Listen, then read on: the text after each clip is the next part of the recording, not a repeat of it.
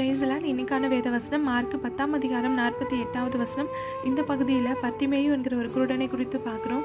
இயேசு வரக்கூடிய வழியில் அமர்ந்துக்கிட்டு, இயேசுவே தாவீதின் குமாரனே எனக்கு இறங்குன்னு சொல்லி சத்தமிட்டு கூப்பிடுறாரு. இயேசுவுக்கு முன்னாடியும் பின்னாடியும் போனவங்க இவரை பேசக்கூடாதபடி அதட்டுறாங்க.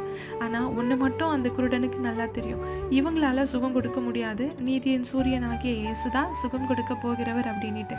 அதனால இன்னும் அதிகமாக சத்தமிட்டு கூப்பிடுறாரு. அங்கே சுற்றி இருந்த ஜனங்கள் எல்லாம் எப்படியாவது இவன் சுகம் பெற்று செல்லட்டுமேன்னு சொல்லி சும்மா இருக்கல. சூரிய ஒளியை மறைக்கக்கூடிய மேகமாக அவங்க எல்லாம் செயல்பட்டாங்க. நாம் நம்முடைய வாழ்க்கையில் மற்றவர்களுக்கு நன்மை செய்கிறவர்களாக இருக்கணும்.